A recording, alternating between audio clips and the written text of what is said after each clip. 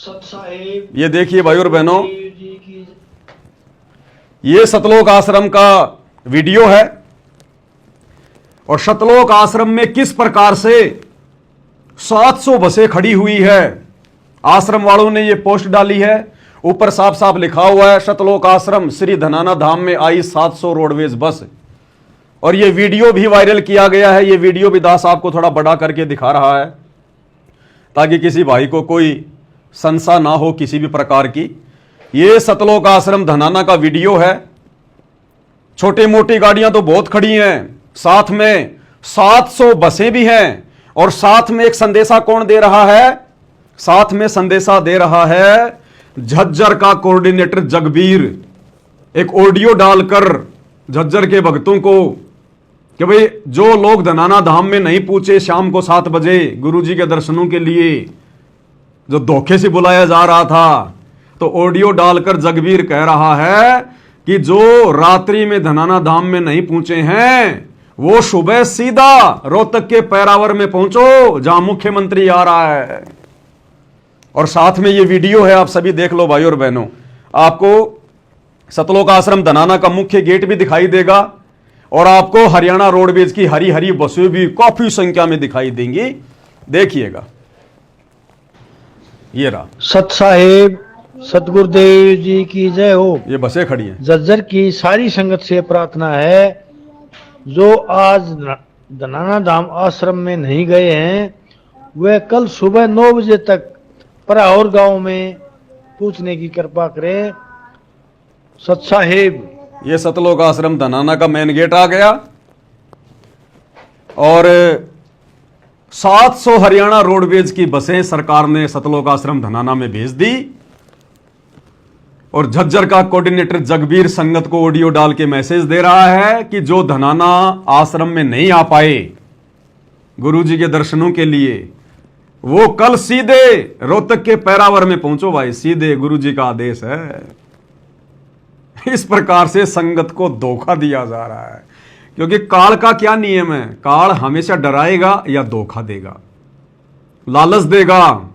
एक हाजिरी का लालच दे दिया गया, गुरुजी के दर्शनों का लालच दे दिया गया,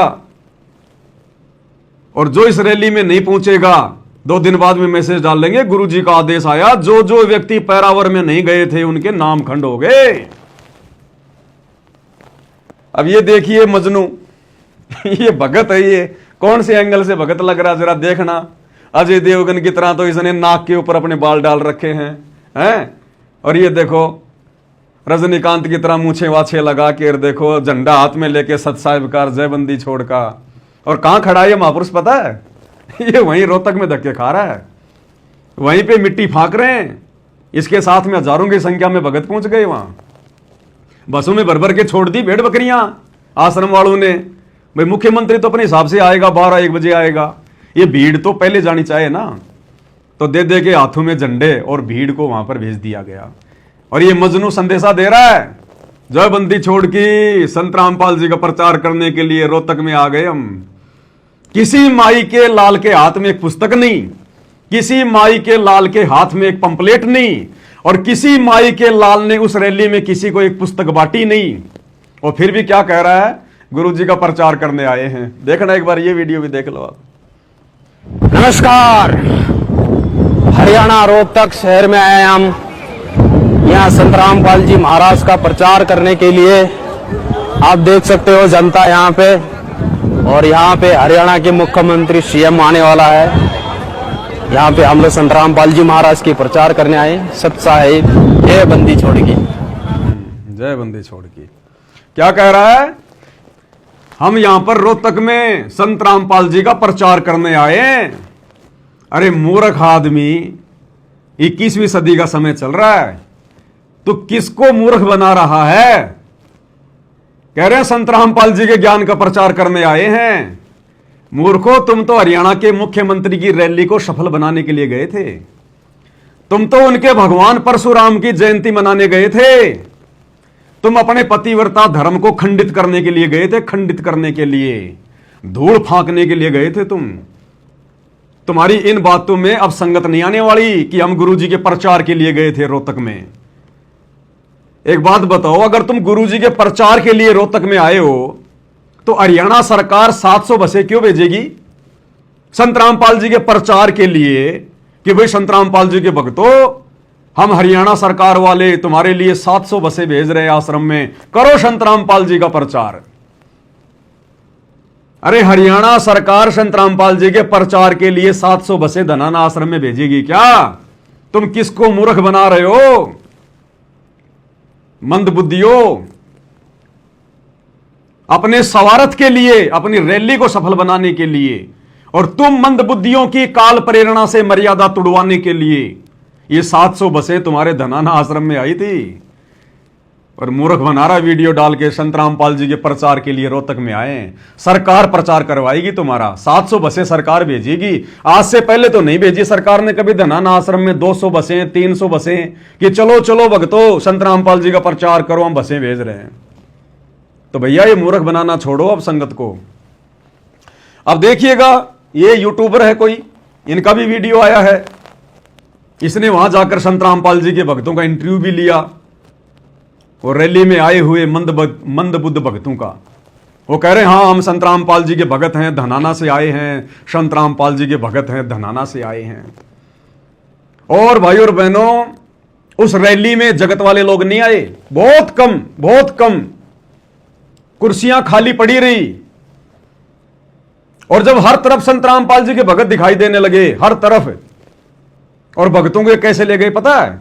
भक्तों को टी शर्ट पहना दी, पीछे संत रामपाल जी की फोटो लगी हुई है टी शर्ट पर, आगे टी शर्ट पर संत रामपाल जी की फोटो लगी है। तो लोगों ने देखा रे यहां आम जगत के लोग तो है ही नहीं, यहां तो सारे के सारे संत रामपाल जी के भगत घुसेड़ दिए गए, सारे के सारे। और जब इन्होंने इंटरव्यू लेना शुरू किया तो कोई कह रहा मैं दिल्ली से आया हूं, कोई कह रहा मैं यूपी से आया हूं। तो आम लोगों को भी इस बात का पता चल गया कि मुख्यमंत्री की रैली तो फैल है, यहां तो बाहर से लोग बुलाए गए भीड़ जमा करने के लिए।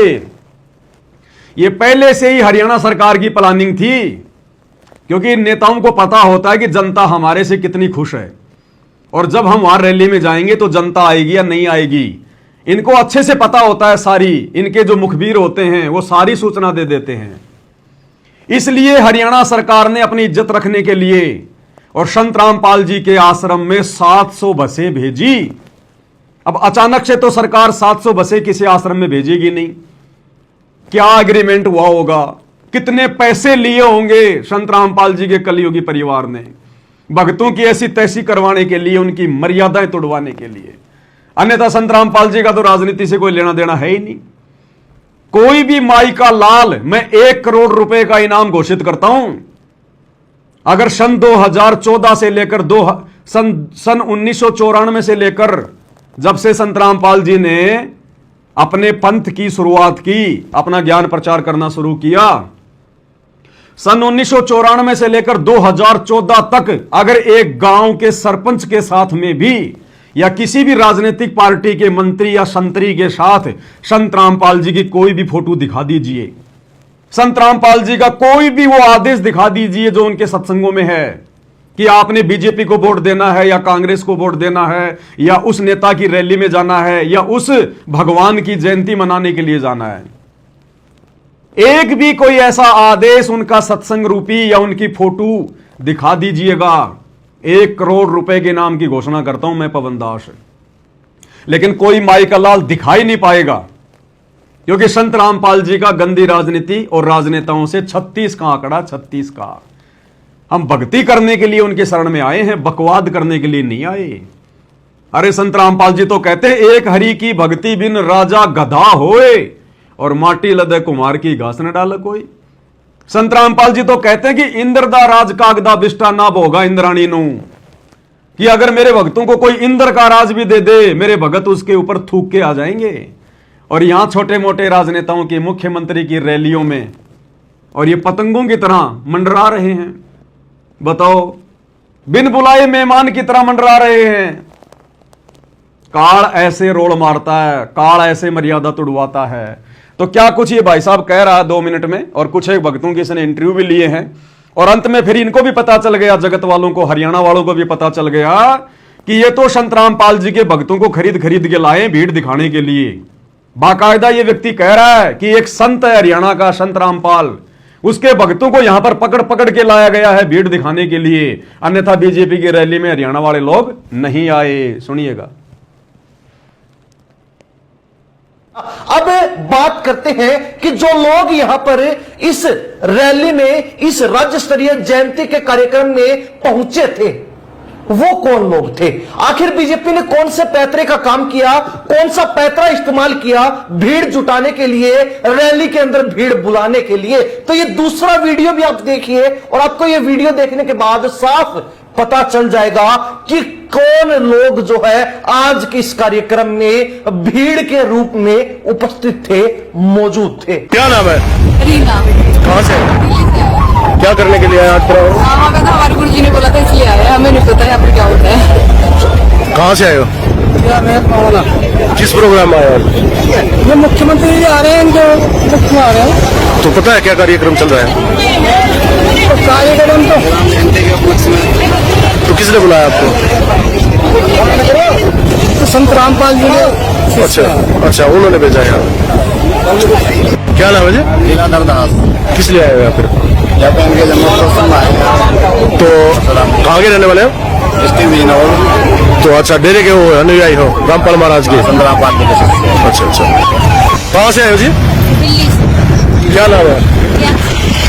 यहाँ पर कौन ले गया आपको?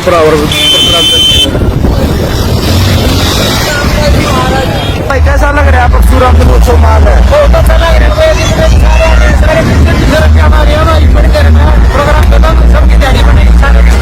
तो देखा आपने दूसरा वीडियो भी, जिसमें लोगों से बातचीत की गई, तो कुछ लोगों ने बताया कि वो हरियाणा प्रदेश के रहने वाले ही नहीं है, वो या तो दिल्ली के हैं या फिर अन्य सीमावर्ती दूसरे राज्य से हैं, दूसरे राज्य के किसी इलाके से हैं, और उन्होंने किसी एक महाराज यानी कि संत का नाम भी बताया कि हम उनके कहने पर इस रैली में आए हैं, हम उनके कहने पर इस रैली में भीड़ दिखाने के लिए पहुंचे हैं। यानी कि इस कार्यक्रम में जिसको राज्य स्तर भक्तों का इंटरव्यू लिया गया और भक्तों से पूछ रहे हो कि भाई आप लोग कहां से आए हो, इस रैली में क्यों आए हो, क्या यहां पर क्या प्रोग्राम हो रहा आपको पता है? तो कुछ एक को तो पता ही नहीं यहां पर क्या प्रोग्राम है। पता भी कैसे चलेगा? दास ने आपको पहले ही वो मैसेज दिखा दिया कि भक्तों को तो धोखे से और गुरु जी के दर्शनों की आड़ में, लालच में आश्रम में भेड़ बकरी की तरह पहले इकट्ठा कर लिया गया और सुबह उनको बसों में ठूस दिया गया कि जाओ रैली में, तोड़ो अपनी मर्यादा। तो कई तो चुपचाप हैं। एक कह रहा कि हम तो मुख्यमंत्री के प्रोग्राम में आए। तेरा फूफा लगता है मुख्यमंत्री, क्या लेना देना तेरे को मुख्यमंत्री से? भक्ति नहीं की जा सकती तेरे से घर बैठकर? तो कह रहा हम तो मुख्यमंत्री के प्रोग्राम में आए हैं। जलेबी देगा तेरे को मुख्यमंत्री, रुक जा थोड़े दिन, विनाशकारी समय आ रहा है, पता चलेगा तेरे को। एक बहन कह रही है ये हम तो भगवान परशुराम की जयंती में आए। परशुराम इनका फूफा है इनका, है? अब वो कबीर की जयंती मनाते मनाते तो थक गए, संत रामपाल जी की जयंती मनाते मनाते तो थक गए इन आश्रमों में, अब भगवान परशुराम की जयंती मनाएंगे। अभी ये नालायकों को शर्म भी नहीं आ रही हम क्या बोल रहे हैं। कह रहे हैं परशुराम की जयंती में आए हैं, बताओ। और संत रामपाल जी के भगत हैं हम तो, हमारे को तो हमारे गुरु जी ने आदेश दिया, कर दो गुरु जी को बदनाम, डट के करो गुरु जी को बदनाम। काल ऐसे ही कर्म फुड़वाता है, नाम तेरा ले करूं आवाजा। तो भगत नाम किसका ले रहे हैं कि हम तो संत रामपाल जी के भगत हैं, हमें तो हमारे गुरु जी ने आदेश दिया है। तो भाई और बहनों ये ड्रामा चल रहा है इन आश्रमों में, देख लो आप। बताओ भक्ति कहां है? ये बसें देखो आप हरियाणा रोडवेज की, हर बस के ऊपर संत रामपाल जी के पोस्टर लगे। देखो यहां पर ये कबीर प्रकट दिवस का पोस्टर है, इस बस के दोनों तरफ संत रामपाल जी की फोटोएं, इस बस के यहां संत रामपाल जी की फोटो, इस बस के यहां संत रामपाल जी की फोटो, इस बस के यहां संत रामपाल जी की फोटो। क्योंकि 700 बसें आई थी सतलोक आश्रम से, 700 बसें, तो फोटो तो लगाएंगे ना आश्रम वाले। ये है गुरु जी का प्रचार, ये प्रचार करने गए थे गुरु जी का, बस बसों के फोटो लगा दी, गुरु जी का प्रचार हो गया। ये प्रचार है इनका। आगे देखो जी क्या क्या हो रहा। और स्तरीय यानी कि हरियाणा लेवल का कार्यक्रम बताया जा रहा था, उसमें बाहर की भीड़ बुलाई गई थी। उन लोगों को केवल इसलिए बुलाया गया था ताकि एक बड़ी तादाद लोगों की यहां नजर आए और बीजेपी अपनी पैठ जमा सके, बीजेपी ये रुतबा जमा सके, झूठ का पुलिंदा बांध सके कि हां हमारे कार्यक्रम में हजारों लोग पहुंचे थे, हां हमारे कार्यक्रम में एक भी कुर्सी खाली नहीं थी। खैर, इन लोगों को जो इस रैली में पहुंचे थे, जो इस कार्यक्रम में पहुंचे थे, उनको यह तक मालूम नहीं था कि वो किस कार्यक्रम में आए हैं, यहां पर कार्यक्रम आखिर चल क्या रहा है, किस जो है उपलक्ष्य में आज ये कार्यक्रम रखा गया है। अरे भाई, उन बेचारों को पता कैसे चलेगा? उनको बताया नहीं गया। उनको तो धोखे से बुलाया गया था कि गुरुजी के दर्शन होंगे आश्रम में, धनाना धाम में 2 घंटे गुरुजी दर्शन देंगे रात को। उनको तो बेचारों को धोखे से बुलाया गया, संगत को। उनको यह थोड़ी कहा था कि तुम्हारे कर्म फुड़वाने के लिए परशुराम की जयंती में भेजेंगे तुम्हें बसों में बैठाकर। तो एंकर कह रहा कि उस भीड़ को तो यह भी नहीं पता, यानी संत रामपाल जी के जो भगत आए थे, जब उनका इंटरव्यू लिया गया तो उनको तो यह भी नहीं पता कि आज यहां पर प्रोग्राम क्या है। तो पता कैसे चलेगा? उनको बताया नहीं गया। उनको तो सुबह जब बसों में भर भर के ठोक दिया गया रोहतक में, और वहां जाकर उन्होंने देखा होगा मंच पर परशुराम की बड़ी सी फोटो और नीचे लिखा होगा भगवान परशुराम जयंती, तब उनको पता चला होगा कि हमारे तो कर्म फोड़ने के लिए बैठा दिया गया यहां पर। तो काल ऐसे धोखा करता है, नाम गुरुजी का और भगवान परशुराम की जयंती मनवा रहा है। गया है उन लोगों को इस विषय के संबंध में भी तनिक सी जानकारी नहीं थी, तो अंदाजा लगाया जा सकता है कि कैसे लोगों को और किस तरीके से इस रैली में भीड़ दिखाने के लिए बुलाया गया था। कैसे लोगों को और किस तरीके से इस रैली में भीड़ दिखाने के लिए बुलाया गया था।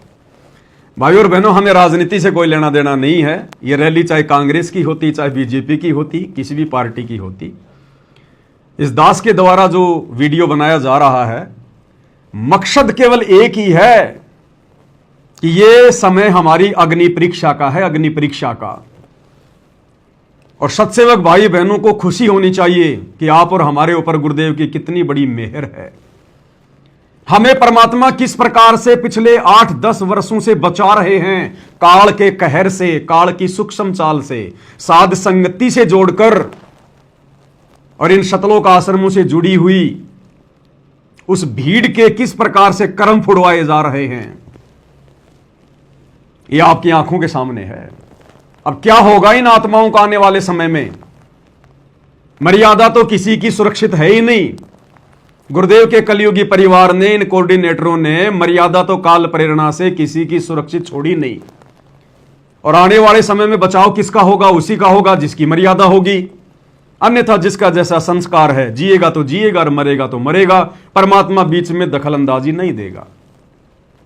सतगुरु बीच में दखल अंदाजी वही देता है जो आत्मा सतगुरु की मर्यादा में रहकर भक्ति कर रही होती है। उसके लिए परमात्मा शेर की तरह काल से लड़ जाएगा। और भाई जो आश्रमों में जाते हैं तो कबीर को भगवान मान लेते हैं, रोहतक में जाते हैं तो परशुराम को भगवान मान लेते हैं। तो बताओ, सतगुरु ऐसी आत्माओं के लिए काल से कैसे लड़ेगा?